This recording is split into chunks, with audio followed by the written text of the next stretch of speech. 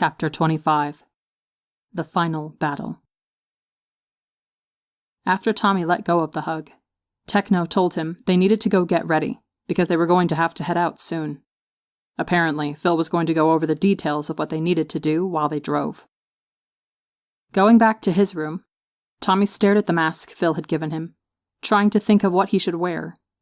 It needed to be practical, something he could move in, but it also needed to be distinct, since this was going to be his first official appearance as Apollo.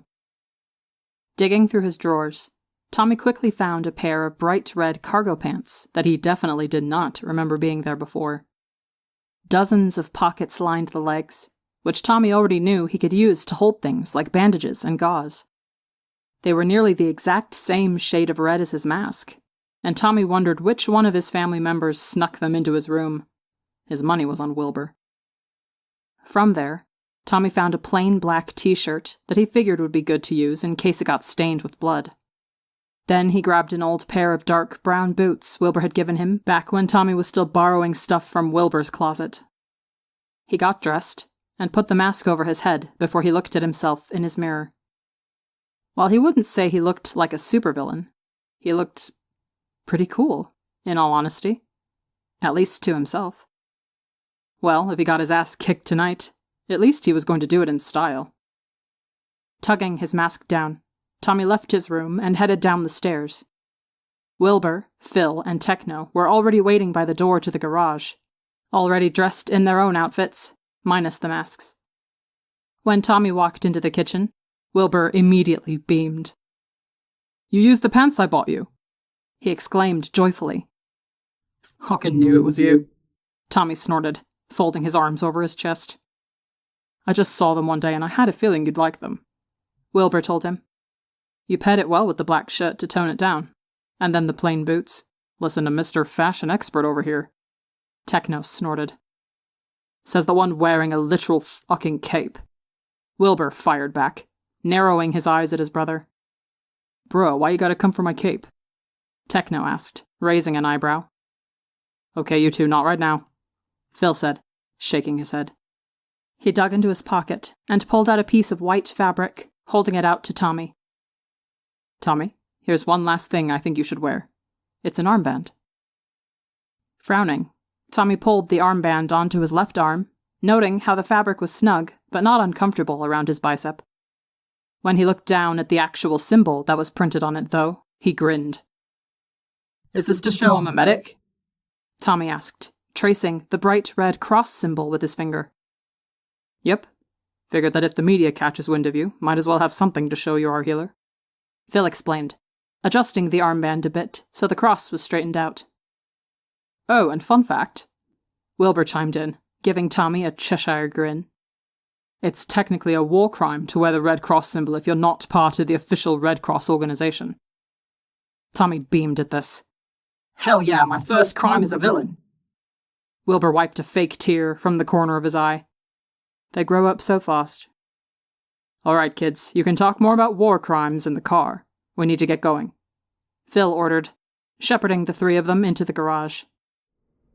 A few minutes later, they were back in the black SUV the family always used for syndicate business. They had all put on their masks, and Tommy slumped down in the back seat, trying to ignore the way his heart was steadily picking up pace the further they drove. "Okay, boys, here's the plan," Phil began as they turned down a new street, the orange streetlights casting their familiar glow. "Monarch and Aurelian are already at the meeting spot, and Monarch is going to message me when Dream shows up. We're going to park a few blocks away and walk up to join the group. Now, the order I want us in is me at the front, Techno a bit behind me, with Will and Tommy at the back, got it?" They all chorused a quick, "Yes, Phil," before quieting down to let him continue. "Good. Now, Will, you're in charge of keeping an eye on Tommy. If shit starts to go south, I want you to prioritize getting Tommy out of there above all else, okay?" "Got it," Wilbur said with a nod. Tommy frowned. "Wait, if things go wrong, shouldn't I stay in case I need to heal you guys?" "We can keep doing what we've been doing, and just come to you to get healed if we get hurt," Phil explained calmly. "You're really only coming because I don't think Dream would negotiate with us if you aren't with us. But if things get messy, I want you to get as far away as you can. While Tommy didn't like it, he knew that it made sense, and forced himself to nod. Thank you, Tommy. Now, we have Nikki, Jack, Hannah, Sam, Tubbo, and Ronbu all waiting on standby to help if shit goes wrong. But I want to call in as few people as possible to minimize risk of injury. So if things go bad, the first people I'm calling in are just going to be Nikki and Jack, and we'll go down the line from there. Phil continued, sounding so unbothered, it was like he was just talking about the weather. Where's Quackity? Tommy questioned, noticing the man's absence from the roster. Phil let out a small sigh. He's busy with his own shit tonight. Remember, he's more of a business partner with the syndicate than anything else. He tries to show up for the important stuff, but he's got his own work that sometimes gets in the way. Oh. Tommy tried not to look crestfallen at the news, but it definitely bummed him out to hear that Quackity, someone he considered his friend, wasn't going to show up for something as important as this. Don't feel bad, Wilbur reassured him, reaching out to squeeze his shoulder. He cares about you just as much as the others in the syndicate do, but he trusts us to be able to handle this on our own. Tommy nodded. Okay. He knew Wilbur was right, but he was a mess of nerves right now, and even the smallest thing could bring his mood down catastrophically. Anything else we need to know, Phil? Techno then asked. Trust me when I say I have a plan. Phil told them, pulling up his veil briefly to flash all of them a reassuring smile. Tommy tried to wrap the words around himself like a blanket, to ease the anxiety thrumming in his chest and the electricity buzzing under his skin. But it didn't do much to help. He was just going to have to deal with being a nervous wreck until the night was over. They left South Bay behind, and Tommy recognized the comforting streets of Eastside. It wasn't long before Techno pulled the car to a stop under a streetlight, and they all did a check to make sure everyone's masks were secure before they hopped out of the car. It was a bit odd to just be a group of supervillains walking down the street, but Tommy supposed this was normal for the other three. There was no one around at this time of night, and their footsteps echoed between the buildings, making Tommy constantly turn around to make sure they weren't being followed. The night air was cool against his bare arms, and Tommy wondered if he should have grabbed a jacket to go with his uniform. At least the pants were pretty warm, and the mask kept his nose from getting cold as well. Still, he huddled close to Wilbur as they passed under the glowing streetlights, and Wilbur silently draped an arm around his shoulder. At one point, Phil took out his phone while walking, and only paused for a second before pocketing it again. Dreams arrived at the meeting spot. He told them all in a soft voice. We're coming up on the street, so try to stay quiet. Tommy's breathing hitched. Dream was there. The plan had worked, and this was really happening now. They kept walking. Tommy soon figured out where this meeting spot was, and he almost laughed at the painful irony of it all. Of course it would be in front of the Cloudy Cafe. Where else would they set this meeting up? It was the only place that made sense. It had practically been the center of everything that had happened ever since Tommy healed Siren. They approached a corner, and Phil held out a hand, telling them to hold back. Now Tommy could hear faint voices echoing down the street, and when Phil gave him the go-ahead to come closer, he immediately peeked his head around the corner to see what was going on. Sure enough, standing in the middle of the street in front of the cafe was Dream. His cape billowed in the light breeze as he stood in front of Monarch and Aurelian, the gold accents in both their costumes glinting against the streetlights. So? Dream was asking, his arms folded over his chest. You dragged me all the way out here. What information do you have? Well, I might have exaggerated a bit when I said I had information. Monarch explained, and Tommy could hear the smirk in their voice. Really, we just need to repay a favor for a friend. What the hell do you mean by that? Dream demanded, sounding more than frustrated at this point. This was when Phil dropped his hand and stepped out into the street, with Techno close behind and Wilbur tugging Tommy out so they followed the two of them. Dream immediately heard the footsteps on the asphalt and whirled around, his expression frozen in his smiley face as always, as he watched Phil form out of the shadows.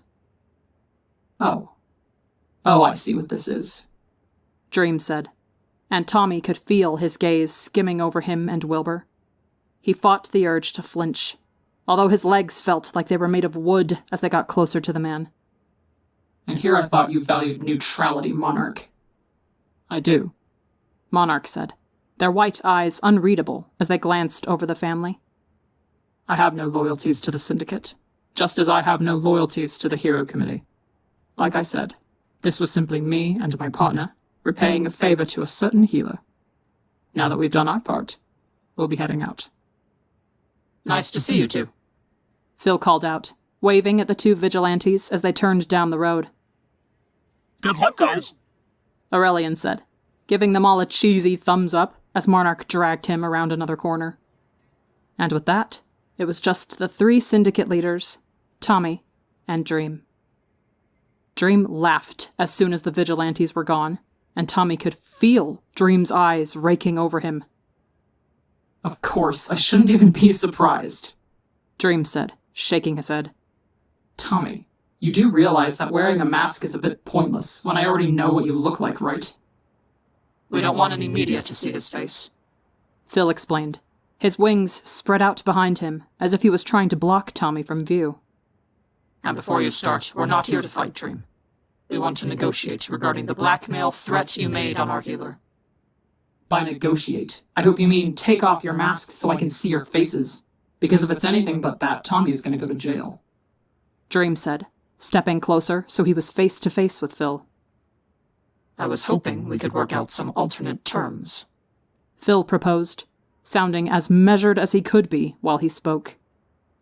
Zephyrus, with all due respect, you're not really in a position to be negotiating right now, Dream told him. I have the upper hand here. There's only one thing I want, and if you don't give it to me, then the poor kid you dragged into your world is going to pay the price.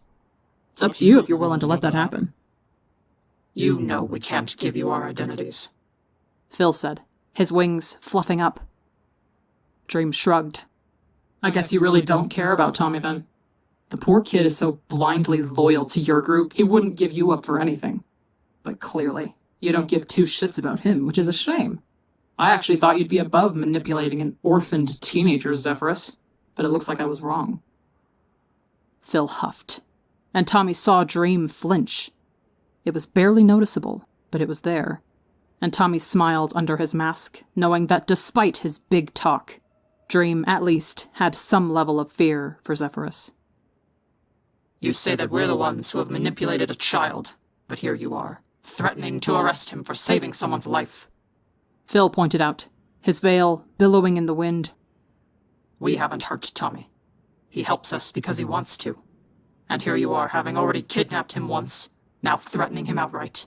You can't act so high and mighty compared to us when you pull shit like that, Dream.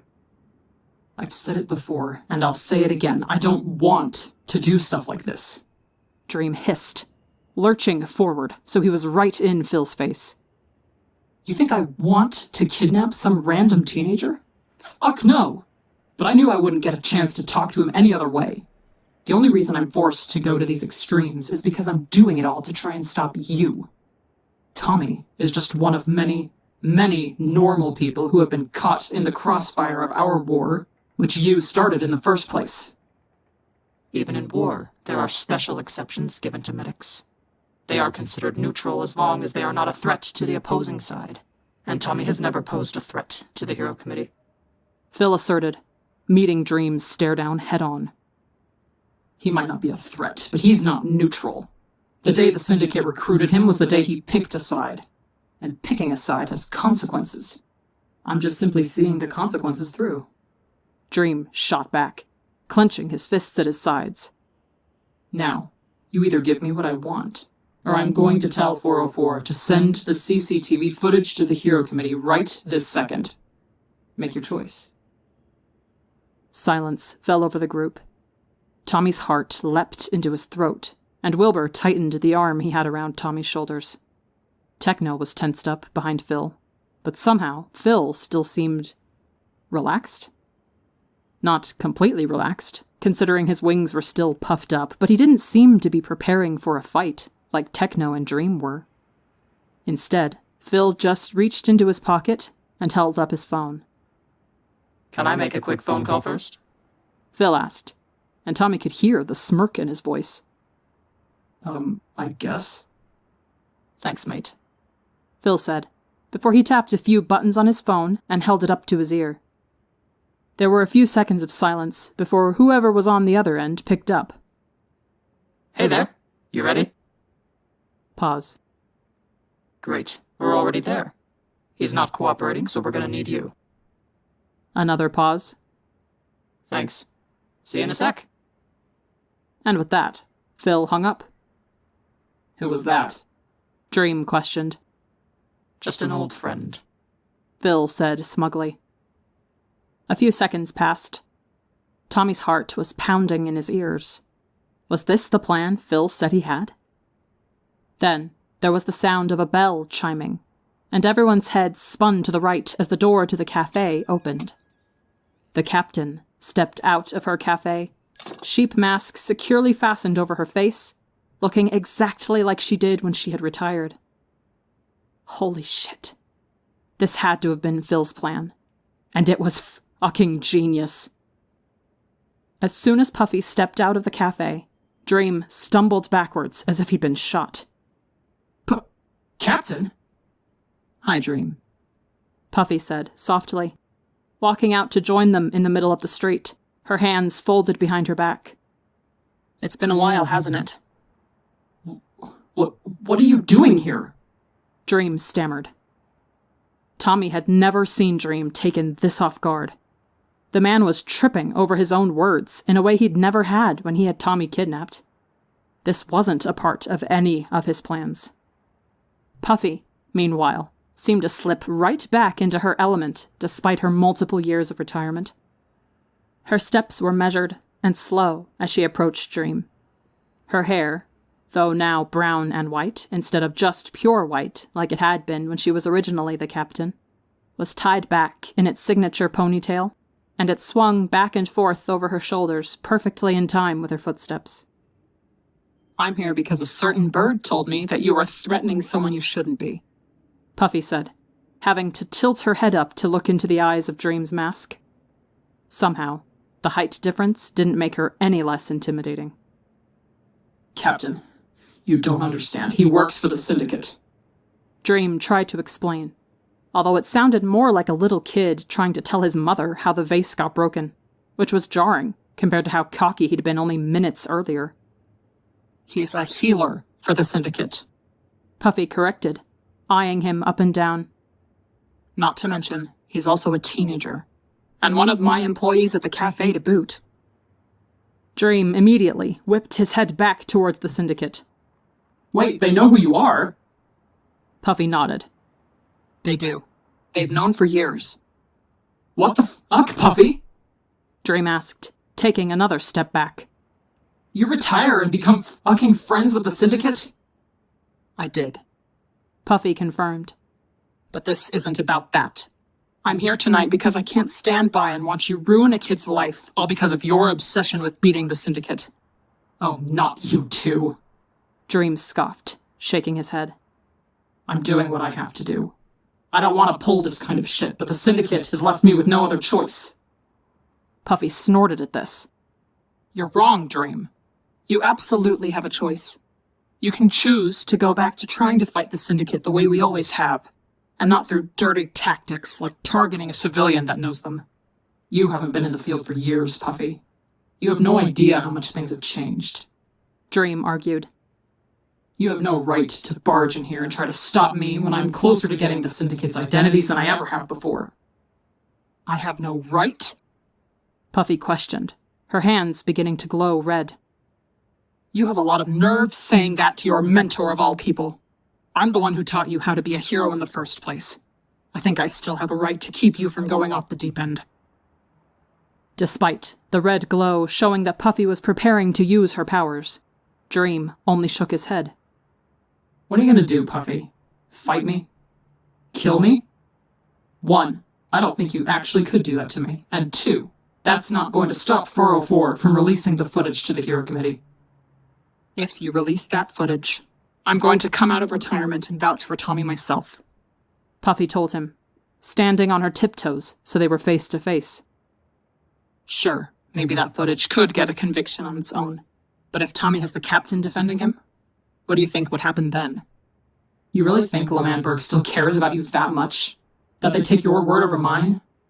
Dream challenged, although Tommy could hear the uncertainty in his tone. As a matter of fact, Dream, I do. Puffy shot back.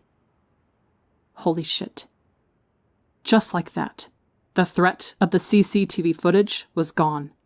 Because Tommy knew that no matter how damning the evidence was, if the captain came out of retirement to vouch for him, they wouldn't be able to get a single jury in L'Manberg to convict him. Even if the Hero Committee pulled out all the stops, the people of the city loved the captain. They would listen to her above anyone else. Dream took another step back, and Puffy matched him as she stepped forward, not letting him get a single inch. Why are you doing this for him? Dream then asked, his voice so low, Tommy could barely hear it. You've been gone for years. I haven't heard from you since you left, and now you come out of retirement for him? Why? Puffy pursed her lips. Because he's one of mine, Dream. There was a pause. Then, but I thought I was one of yours. Dream whispered. And that seemed to strike some kind of nerve in Puffy. Her shoulders slumped, and her expression softened as she reached a hand up to cup the side of his mask. You'll always be one of mine, Duckling, she told him, gently tracing the porcelain. But I can't let you hurt him, even if you think it's your only option. Dream was silent for a moment at that. Then, he tapped a button on the watch Tommy hadn't even noticed he had on his wrist, and held it up to his mouth. Back up. I'm gonna need you to come in now. Just like that, Tommy's heart dropped into his stomach. Puffy took a step back from Dream, the red glow returning to her hands as a thin rod of stone rose up from the asphalt, taking the shape of a thin spear. I don't want to fight you, Dream, Puffy warned him, gripping the spear in her hands as she pointed it at him. You made your choice. I made mine, Dream said evenly, a sword lifting behind him. Puffy prepared her spear to strike. Wilbur tightened his grip around Tommy, preparing to bolt.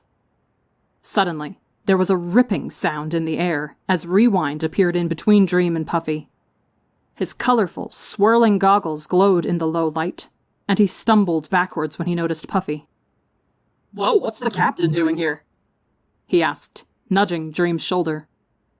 It's a long story, but she's not on our side, Dream muttered, shaking his head. Where are the others? They should be coming... Rewind quickly checked a bright purple watch he had on his wrist. Oh, right now. He pointed towards the opposite end of the street, and Tommy paled when he saw the group running at them. 404 was at the front, already brandishing his knives as he sped towards them. Supreme was there as well, although he hung towards the sides, expression hidden by his red and yellow balaclava. Then, Tommy spotted Flame running a bit behind 404, his arms already lit up by his fire. A pang of disappointment flashed through Tommy. While he knew Flame probably didn't have much of a choice, he had wished the hero could have stayed out of this fight. And lastly, there was... Wait, was that a fucking panther? What the fuck is that thing? Tommy yelped, stumbling backwards, as the literal panther slowed to a stop next to Dream. Suddenly, in the blink of an eye, the panther turned into a guy with bleached hair and a cat mask covering his face. Tommy gave Wilbur a confused look, and he leaned over to explain. That's Felis. He was a minor hero who retired a few years back. Not sure why he's here, but he can turn into different types of cats. Wilbur explained in a rushed whisper, while Phil and Techno readied themselves for a fight. Which, sounds ridiculous on paper, but he can turn into anything between a lion and a house cat in seconds, which is a lot harder to fight than you think it would be. Suddenly, Tommy realized that not only did Dream get another hero to come out of retirement for this, but he also had just had all the heroes waiting as a backup right around the corner. That meant he either had been suspicious of Monarch's meeting from the start, or he had just been preparing to have a huge showdown with the Syndicate this whole time. Fine, Dream. If it's a fight you want, then it's a fight you'll get, Puffy said, drawing Tommy's attention back to the front. And just like that, things fell into chaos. Puffy lunged at Dream with her spear, which he sidestepped easily, blocking her with his sword. A dark knife shot from the air, courtesy of 404, which Phil barely dodged in time as he held his phone to his ear, clearly calling Nikki and Jack for backup. Techno, meanwhile, had already jumped into the action, and was taking on both Phyllis, who was a panther again, and Flame at the same time. Tommy, we need to go, Wilbur whispered in his ear, grabbing his arm to pull him away. As much as Tommy didn't want to leave the fight, he knew that Wilbur was right. He could heal anyone that got hurt back at their house. There was no sense in him being here right now. Tommy turned to follow Wilbur back down the other street so they could run back to the car, but they hadn't even made it 5 steps before Tommy felt something grab the back of his shirt. What the? Not so fast, Dream called out, using his power to yank Tommy back into the fight. Tommy was violently yanked off his feet, and he screamed as he flew through the air, slamming into the ground right at Dream's feet. Sorry, but you're not going anywhere. Although Tommy hadn't fallen far enough to get hurt, his head still pounded as he looked up to glare at Dream. Fuck you, he yelled, scrambling to his feet. Come on, don't make me... Dream was cut off mid-sentence by Puffy body slamming into him out of nowhere, sending him to the ground with a strangled yelp. Go, I got him, Puffy shouted, fighting to pin Dream to the ground as he struggled underneath her. Nodding at Puffy, Tommy ran back towards Wilbur, but his eyes widened when he saw Wilbur was no longer alone. Wilbur and Rewind were dancing around each other, with Rewind dodging every single punch or kick Wilbur tried to throw at him. It must have been annoying as hell to try and fight Rewind, considering he could literally just rewind time and predict all your moves. But there was a limit to how much he could alter time before he got exhausted. This meant that Wilbur just had to try and outlast Rewind until he could tire him out. And while Tommy wasn't a fighter, he could certainly help out with that. Tommy barreled straight ahead while Wilbur struggled to land a hit on Rewind. Right before he could body slam the hero, Rewind jumped out of the way, whipping his head towards Tommy as his mouth opened in surprise. Oh, who are you? Rewind asked, taking a few steps back as Wilbur pushed Tommy behind him. Huh. Guess Dream really hadn't told the other heroes about him. Apollo, Tommy answered, curling his hands into fists. Surprisingly, Rewind grinned at this. Cool name. I haven't seen you around before, are you new? Tommy definitely hadn't expected a hero to be this friendly to him, but he hadn't had much interaction with Rewind before, so he supposed the hero was just more chill than the others. Meanwhile, Wilbur, clearly seeing this conversation as a moment of distraction, suddenly pressed his hands over Tommy's ears before he spoke. Stop using your power, he told Rewind, Tommy only able to make out what he said by reading his lips. And just like that, the smile fell off Rewind's face. Dang it! He yelled, the friendliness that was there a moment before having disappeared completely. I was just trying to talk to the new guy. Not the time, Rewind, Wilbur said, edging away from the hero with Tommy behind him again. I don't want to fight anyone right now. Just let us go, and my order should wear off in a few minutes. Rewind frowned, looking like he was considering letting them go. Hope bloomed in Tommy's chest. They just needed to get out of here, and things would be okay. Phil, Techno, and Puffy could handle themselves until Nikki and Jack got here. Tommy knew that. Before Rewind could respond, though, suddenly Wilbur yelped, and Tommy saw a small knife sticking out of his shoulder. Shit! Wilbur yelled, reaching up and yanking the knife out with a pained hiss. Thankfully, the knife was small enough that it only left a small cut on Wilbur, but the issue was more so the implication of who threw the knife. 404 strolled towards them, swinging one of his throwing knives around his finger. You know I can't let your kid get away, 404 told Wilbur, his grip tightening on the knife.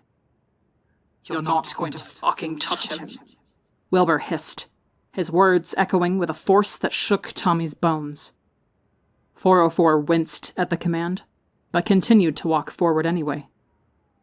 You know just as well as I do that our powers don't work very well on each other, Siren.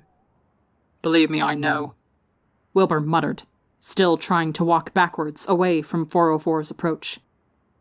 So I suggest that you stop trying to escape down the street with your healer, and I won't throw a knife right into your stomach. 404 threatened, pointing his knife at Wilbur. Your aim isn't that good, 404. Wilbur scoffed. 404 shrugged at this. Okay then. And then he threw the knife. Wilbur dodged it easily, ducking down and pushing Tommy out of the way. The knife clattered harmlessly on the ground behind them, but before Tommy could even catch his breath, 404 threw another. Clearly, Wilbur had practiced jumping out of the way of these. He danced between the knives without much effort, dragging Tommy with him to keep him out of range as well. It was dizzying to be tugged around without any sense of where they were going. But Tommy didn't fight it, instead just trusting in Wilbur's senses completely. At one point, though, Wilbur hissed again, and Tommy saw blood drip from the back of his hand. Only a graze, but it had hit him all the same. Immediately, Tommy grabbed his hand and healed it, while 404 was distracted, trying to get more of his knives out. Don't do that, Wilbur hissed, ripping his hand out of Tommy's. I'm fine, don't tire yourself out for me. It's a tiny scratch, it's not going to tire me out, Tommy argued, the glow in his hand fading quickly. Besides, Tommy was cut off when Wilbur suddenly yanked him to his chest, and Tommy heard a knife hit the wall behind him. Oh, I'm out, 404 then complained. Wilbur grabbed Tommy's arm, tugging him to run again. But before they could take even a step... Dream, they're getting away! 404 shouted, cupping his hands over his mouth. At the front of the fight, Tommy saw Puffy pinning Dream to a wall, but as soon as 404 said that, Dream blasted Puffy back with a shockwave. She flew backwards and landed on her feet, but before she could run at Dream again, he was flying straight for Tommy. Dream's boots slammed against the ground, and Tommy stumbled at the next shockwave it sent out. Then, before any of them could say a word, Dream lifted up a hand, and Tommy felt himself get shoved into the nearest wall. It didn't hurt. That was the surprising part. Tommy was struggling against the invisible grip, pinning him against the brick, but it wasn't holding him down hard enough to actually hurt him. With the other hand that Dream wasn't using to hold Tommy, he lifted 2 swords out of their hilts to float above his head. Wilbur opened his mouth to spout out a command. Let him! Before he could finish his sentence, though, the 2 swords above Dream's head surged forward. Maybe, if Wilbur hadn't already been exhausted from dodging 404's knives, he would have been able to dodge. Maybe if Wilbur hadn't been so focused on protecting Tommy, running at him instead of away from Dream, he would have been able to dodge. Maybe if Tommy hadn't come to this fight in the first place, Wilbur would have been able to dodge. But Tommy would never get the answer to those maybes, because Wilbur wasn't able to dodge out of the way of Dream's swords. No! Tommy screamed as both the swords stuck themselves straight into Wilbur's gut. There was a horrible moment of silence as Wilbur looked down at the weapons sticking out from his torso, as if he was in shock. Then, Dream pulled the swords back out, and blood began to pour down the front of Wilbur's sweater. Wilbur stared blankly at Tommy for a moment, before his knees buckled, and he collapsed onto the asphalt. No! No, let me go, you fucking bastard! Tommy screamed. He screamed as loud as he could, fighting against the invisible hand holding him to the wall. He tried to kick and bite as hard as possible, but there was nothing for him to fight against because there was only air. The swords floated back to Dream, dripping with Wilbur's blood. He slid them back into their hilts before he turned to look at Tommy. He took one step towards Tommy, then another. Before he could take a third, a sword bloomed from Dream's chest. Don't touch my brothers, Techno spat, pulling the blade out in one swift motion. Dream stared in shock at the blood staining his chest, and 404 darted forward to drag him back towards the other side of the fight, where Supreme was already running towards them. The invisible hand holding onto Tommy disappeared, and he collapsed onto the concrete with a heaving breath. He stumbled to his feet and sprinted towards Wilbur, who was laying face down against the street. Wilbur? Tommy whispered, shaking his shoulder. Wilbur, can you hear me? I'm here. Wilbur whimpered, wincing as Tommy pushed him onto his back. Tommy was already rubbing his hands together, preparing to heal the stab wounds, but a hand on his shoulder stopped him. You need to get him out of here before you heal him, Techno told him. I'll make sure you guys can escape. Hide where Dream won't find you. Phil and I will get you when this is over. Looking to the front of the fight again, Tommy could see 404 holding off Puffy and Felis, holding off Phil, as Supreme healed Dream. It wouldn't be long before he was back in the fight, so this would be the only chance they had to escape. Got it, Tommy said, before he grabbed Wilbur's shoulders and yanked him up. Wilbur cried out as Tommy forced him up, and Tommy hated seeing his brother in pain, but he knew they didn't have time to even do a mini-heal right now. Fuck! Wilbur yelped as Tommy pulled him to his feet. He leaned heavily against Tommy's side, and Tommy could feel his blood soaking into his shirt. Before they could finally get out of there, though, there was another shout of, "Wait!" Glancing behind him, Tommy paled when he saw Flame standing in front of Techno. Tommy met Flame's eyes. A beat passed as they stared at each other, with Tommy silently pleading as much as he could with the one hero who had been kind to him before. "Please, if you want to make it up to me, let us go." As if he was able to read his mind, the flames dancing along the hero's arms immediately died out. I'm not gonna stop you, Flame said, holding his hands up in surrender.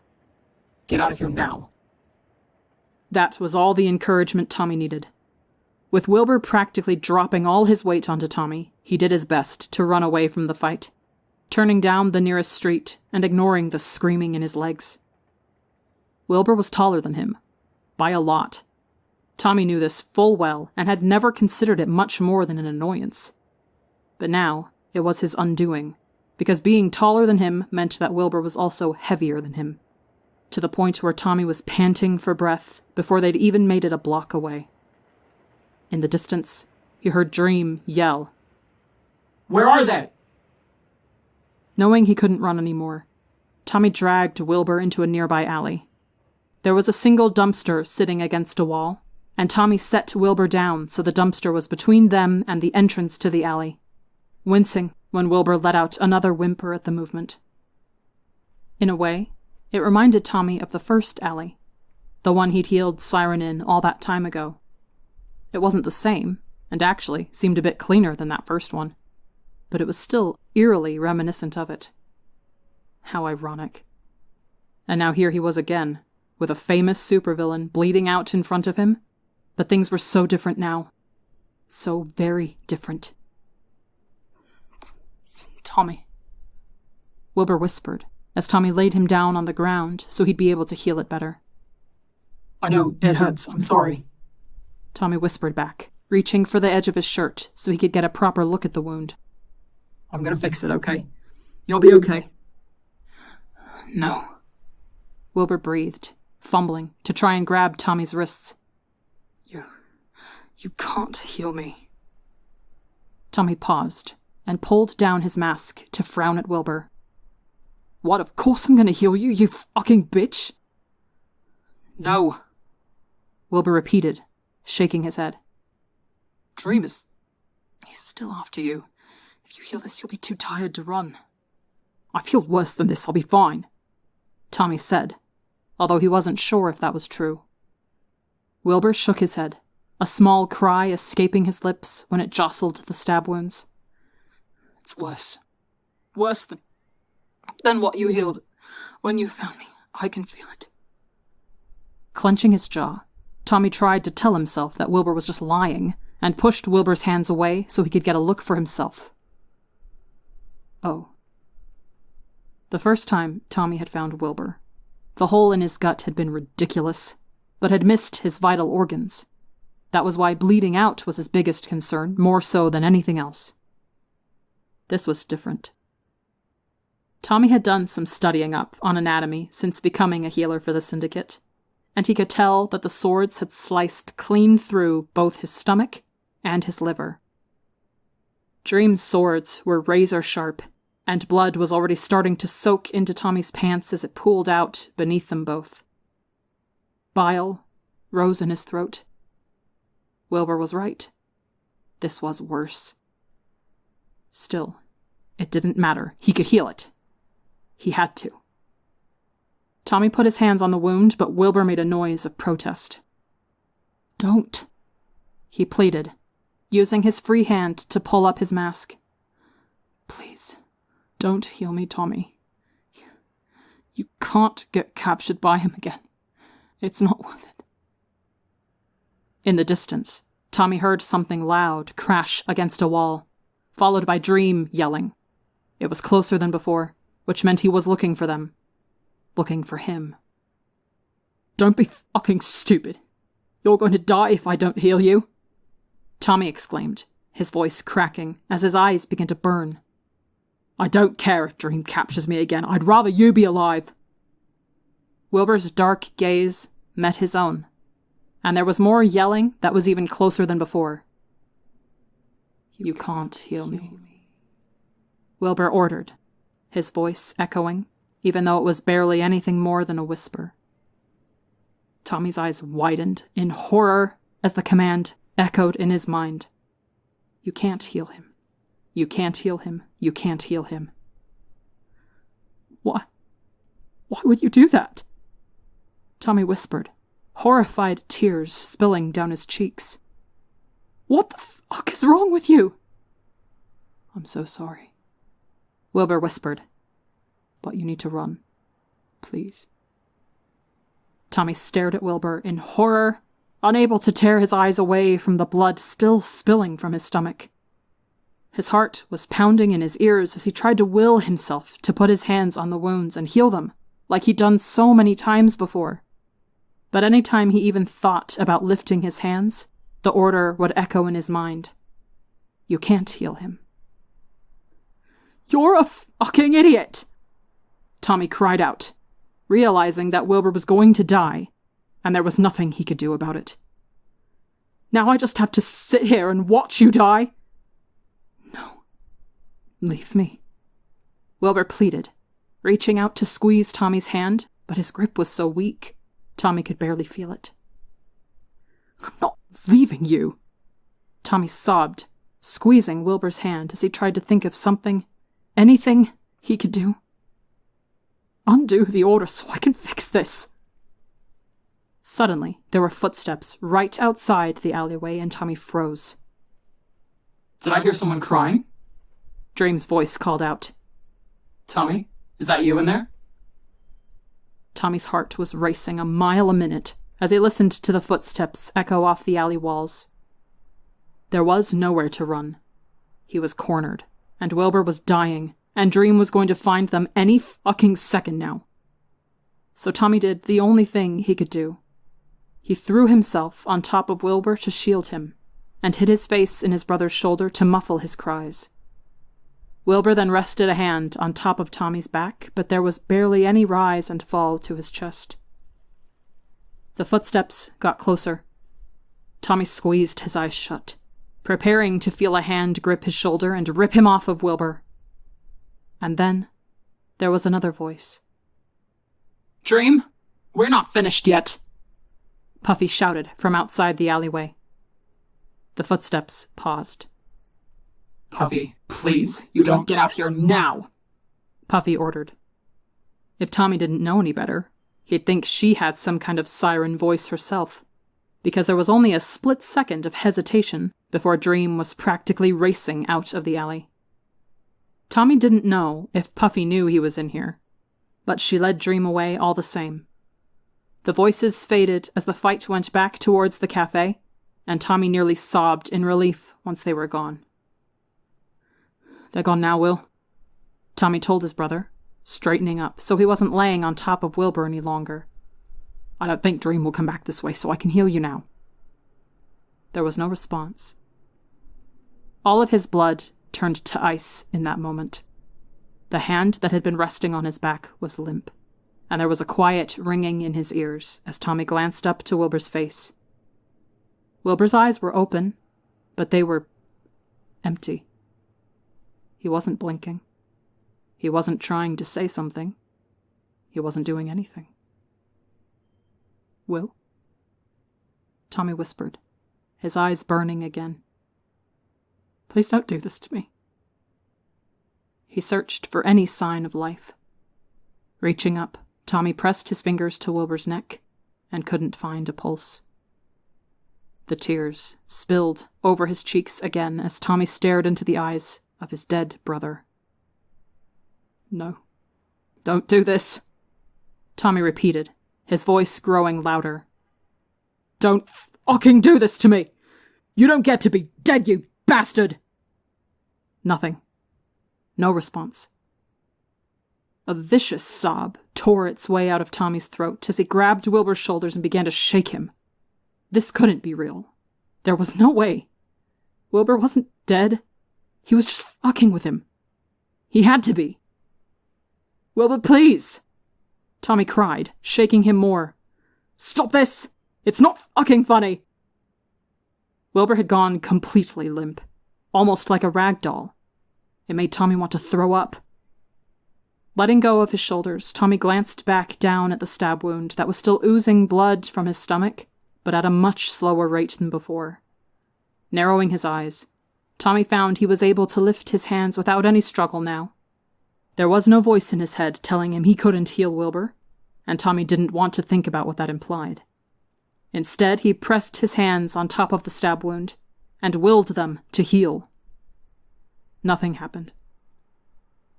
"Come on," Tommy muttered, gritting his teeth as he tried to focus all his energy into his hands. "Don't fucking do this. I can heal this, I know I can." But he couldn't heal something that was dead. Tommy knew that full well. One time, long before he'd healed Siren, Tommy found a bird on the side of the road that had been hit by a car. He picked it up in his hands and tried to heal it, but his hands refused to glow. No matter how many times he tried, his powers just wouldn't work on the bird. And right now, while his hands were coated red with Wilbur's blood, there was no familiar orange glow. "Please!" Tommy sobbed, squeezing his eyes shut as he begged his powers to work. "Let me save him!" He had to save Wilbur.